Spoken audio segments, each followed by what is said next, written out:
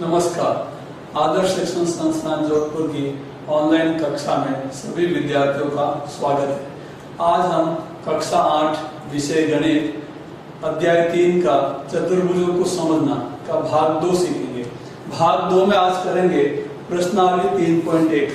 3.1 का पहला प्रश्न है, यहाँ पर कुछ आकृतियां दी गई है, अपने सामने कुछ आकृतियां हैं, इन आकृतियों को वर्गीकरण करना, बांटना है इन आधार पे। तो अपन लेते हैं सबसे पहले साधारण वक्र। अपन को ध्यान है साधारण वक्र यानी कि जिसमें कोई भी प्रकार का डिवाइड नहीं हो, बटावा नहीं हो, सीधा सीधा भाग आया हुआ हो। जैसे अपन पहली आकृति देखेंगे, इस बिंदु से शुरू होती है और घूम के पूरी आ रही है, इसमें बीच में कहीं टूटा हुआ या अलग भाग नहीं जुड़ा हुआ है, इसलिए साधारण वक्र में आएगा। तो अपन यहां लिखते हैं 1 नंबर। फिर दूसरी आकृति देखते हैं, ये भी चतुर्भुज है, इसमें भी चारों भुजाएं मिली हुई और सीधी सरल है, तो इसको भी साधारण वक्र की श्रेणी में डालेंगे। तीसरा है, अब ये जो आकृति है इसमें 2 वक्र बने, 2 गोल बने हुए, तो ये साधारण वक्र की श्रेणी में नहीं आएगा। चौथी आकृति है, इसमें भी आप देखेंगे इसमें 2 आकृतियां शामिल दी गई और इसमें आपस में मिक्स है, तो इसलिए ये भी साधारण वक्र की श्रेणी में नहीं आएगा। ये इस बिंदु से शुरू होता है और घूम के वापस यहीं पे आता है, बंद भी है और साधारण है, इसलिए ये साधारण की श्रेणी में आएगा। अगली आकृति है, ये भी आप देखेंगे इस चित्र को, ये भी पूरा गोल है, इसमें कहीं पे भी रुकावट या अलग से एक्स्ट्रा भाग जुड़ा हुआ नहीं है, इसलिए ये भी साधारण श्रेणी में आएंगे। अगला भाग, ये चित्र भी अपन देखेंगे, ये भी साधारण श्रेणी के अंदर आएगा। इस अगले चित्र को देखेंगे, ऊपर गोल घेरा है, नीचे है, बीच में डंडी है, तो ये 2-3 भागों से जुड़ के बना है, इसलिए साधारण श्रेणी में नहीं आएंगे।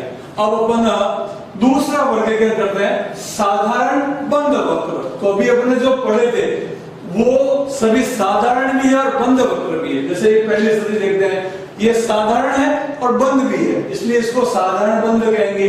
ये भी स्थिति वो की वो बन रही है, इन दोनों में वो नहीं बन रहा क्योंकि 2 चित्र आगे इसके अंदर भी दूसरा चित्र है, ये 2 गोल घेरे बन गए, इसलिए दोनों साधारण बंद वक्र नहीं कहलाएंगे। ये हो जाएगा। तो जैसे ऊपर लिखा वैसे ये सभी की सभी स्थितियां साधारण और बंद वक्र में आएगी। अब अपन करते हैं बहुभुज। बहुभुज पहले भाग में मैंने आपको बताया, बहुभुज में कुछ भुजाएं होती है, सीधी और सरल होती है और बंद आकृति कहलाती है। तो पहले आकृति लेते हैं, तो ये एक बहुभुज है क्योंकि ये भुजाओं के द्वारा बनी हुई है और बंद है, इसलिए इसको बहुभुज कहेंगे। तो इसमें अपन लेते हैं 1 नंबर। दूसरी आकृति, इसमें भी भुजाएं भी है और ये बंद भी है, तो इसलिए इसको भी बहुभुज कहेंगे। तीसरी, इस आकृति में कोई भुजा नहीं है, गोल है, इसलिए बहुभुज की श्रेणी में नहीं आएगा। ये चौथी आकृति, ये इसमें 2-3 आकृतियां मिक्स है, इसलिए ये भी बहुभुज की श्रेणी में नहीं आएगा। ये आपके सामने दिख रहा है गोल है, तो ये भुजा वाली आकृति नहीं है। ये भी गोल है, ये भी बहुभुज की आकृति नहीं है। इसमें ये 2 भुजा तो है पर आसपास गोला आ गया, इसलिए ये भी बहुभुज की आकृति में नहीं है और ये भी नहीं होगा। तो अपन इस 8 आकृतियों में 2 आकृति है जो बहुभुज की आकृति है। अब अगला वर्गीकरण है उत्तल बहुभुज। उत्तल बहुभुज की अपन परिभाषा जानते हैं, वह आकृति जिसके सारे विकर्ण अंदर की ओर बनते हो, उससे अपन उत्तल बहुभुज कहेंगे। तो पहली आकृति लेते हैं और इसको देखेंगे कि इस शीर्ष और इस शीर्ष को मिलाएंगे तो ये एक विकर्ण हो जाएगा जो बाहर की ओर आएगा, इसलिए ये उत्तल बहुभुज नहीं है। ये इस आकृति को लेते हैं, तो इसमें जो भी विकर्ण बनेंगे वो अंदर की ओर ही बनेंगे, इसलिए ये एक उत्तल बहुभुज है। तो इस आकृति को अपन यहाँ उत्तल बहुभुज की आकृति श्रेणी में बांटेंगे। अन्य कोई बहुभुज भी नहीं है तो वो कोई उत्तल बहुभुज भी नहीं होगा। अब है अगला अवतल बहुभुज। अवतल बहुभुज अपने अभी ज्ञात क्या है? वह आकृति जिसका कोई भी एक विकर्ण, एक से अधिक विकर्ण बहुभुज की आकृति से बाहर बनता हो, तो वो अवतल बहुभुज कहलाएगा। तो इसके अंदर इस आकृति में जो विकर्ण बन रहा है वो इस आकृति से बाहर बन रहा है, इसलिए ये अवतल बहुभुज होगा। प्रश्नावली 3 का दूसरा प्रश्न अपने सामने है। निम्नलिखित प्रत्येक में कितने विकर्ण हैं? विकर्ण का सूत्र है n कोष्टक n-3/2। पहला प्रश्न है उत्तल चतुर्भुज। चतुर्भुज है, अपन तो ध्यान में है चतुर्भुज में 4 भुजाएं होती है, n बराबर 4। इस सूत्र में n का मान 4 रखने पर तो 4 कोष्टक 4-3/2। पहले कोष्टक सरल करेंगे, 4 में से 3 गया 1 और 4 का 4, फिर 4 को 1 से गुणा किया 4/2, 2 का भाग 4 में दिया 2 विकर्ण। चतुर्भुज में 2 विकर्ण होते हैं, ये चित्र बना हुआ है, आप देखेंगे इसमें 2 विकर्ण है। अगला है एक समषष्ठ भुज में, तो सम और षष्ठ भुज समान 6 भुजाएं हैं, तो यहाँ n बराबर 6 हो गया। सूत्र लगाएंगे n कोष्टक n-3/2। यहाँ n का मान 6, तो n की जगह 6 लिखा, तो 6 कोष्टक 6-3/2।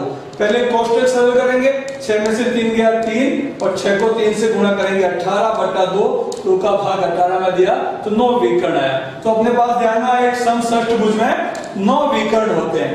अब है एक त्रिभुज में, पहले मैंने भाग एक वीडियो में बताया त्रिभुज में कोई विकर्ण नहीं होता है, फिर भी अपन इस सूत्र से देख लेते हैं। सूत्र बता रहा है n कोष्टक n-3/2, n बराबर 3, तो 3 कोष्टक 3-3/2, 3 और 3 में से 3 गया 0, तो 3 को 0 से गुणा करेंगे 0 आएगा, 2 का भाग 0 में 0 आएगा। तो इसका त्रिभुज में कोई विकर्ण नहीं होता है। तीसरा प्रश्न है उत्तल चतुर्भुजों के कोणों के मापों का योगफल क्या है? अपने चतुर्भुज हो या बहुभुज हो, कैसा भी हो, अपने लिए अंतः कोणों का योग ज्ञात करना है, तो उसका सूत्र बनता है n-2 × 180। यहाँ जो n है वो भुजाओं की संख्या है, तो जितनी भी आकृति अपन, जितनी भी बहुभुज, 4 भुज, 5 भुज जो भी लेंगे उसमें n का मान रखेंगे तो अपने पास आ जाएगा। प्रश्न कह रहा उत्तल चतुर्भुज, उत्तल चतुर्भुज में विकर्ण अंतर क्यों आएगा? ये उत्तल चतुर्भुज है, इसमें अपन देखेंगे तो यह n बराबर 4 लिख दिया, n में से 2 घटाया इंटू 180, तो अपने पास 360 है। इसी प्रश्न में जुड़ा हुआ है, क्या ये अवतल चतुर्भुज में भी यही नियम लागू होगा? तो अपन देख सकते हैं ये है अवतल चतुर्भुज, इसका विकर्ण यहाँ बाहर की ओर है, तो अपन इसमें भी ये नियम लागू होता है नहीं होता है? तो अपन इस अवतल चतुर्भुज में एक इस शीर्ष को इस शीर्ष से मिलाया, मिलाने पर अपने पास एक अवतल चतुर्भुज में दो त्रिभुज बन गए, त्रिभुज नंबर 1, त्रिभुज नंबर 2। अपन को ध्यान है त्रिभुज में तीनों कोणों का 180 होता है, तो यहाँ त्रिभुज 1 और त्रिभुज 2 को जोड़ेंगे, 180 और 180 जोड़ेंगे तो 360 हो जाएगा। तो अवतल चतुर्भुज हो या उत्तल चतुर्भुज हो, चतुर्भुज में चारों कोणों का योग 360 डिग्री होगा। प्रश्न 4, निम्नलिखित में बहुभुजों के अंतः कोणों का योगफल ज्ञात करना है। अंतः कोण ज्ञात करने का सूत्र है n-2 × 180। अब 7 भुजा की आकृति है, उसमें अंतः कोण ज्ञात करना है, तो n बराबर 7, 7 - 2 × 180 सूत्र में लिखा बन है, 7 में से 2 गया 5, 180 से गुणा किया तो 900 डिग्री। तो 7 भुजा की आकृति में 900 डिग्री अंतर कोणों का योगफल होगा। अगला है 8 भुजा की आकृति है, सूत्र लगाया अपन ने n-2 × 180, n बराबर यहाँ 8 हो गया, सूत्र में n का मान 8 रखने पर 8 - 2 × 180, 8 में से 2 गया 6 को 180 से गुणा किया तो 1080 डिग्री 8 भुजाओं के अंतर कोणों का योगफल।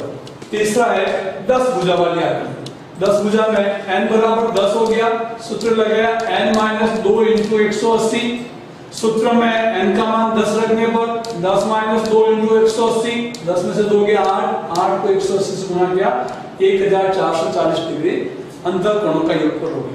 अब चौथा है n यानी कि कितनी भी भुजा अपन ले सकते हैं, 6 भुजा, 7, 10, 12, तो कोई भी यदि n है तो सूत्र है n - 2 × 180, n बराबर भी n है, तो यही इसका उत्तर होगा। अगला प्रश्न, समबहुभुज क्या है? हमने पढ़ा है वह बहुभुज जिसमें सभी भुजाएं समान हो, सबका माप बराबर हो, वो समबहुभुज कहलाता है। अब इसमें प्रश्न पूछ रहा है बहुभुज के नाम। यदि तीन भुजा की कोई आकृति है, तीन भुजा की कोई आकृति है और उसकी सभी भुजाएं बराबर है, तो उसे अपन कहेंगे समबाहु त्रिभुज। चार भुजाओं का आकृति है, तो चार भुजाओं की आकृति है, इसमें चारों भुजाएं बराबर है, तो इसे अपन कहेंगे वर्ग।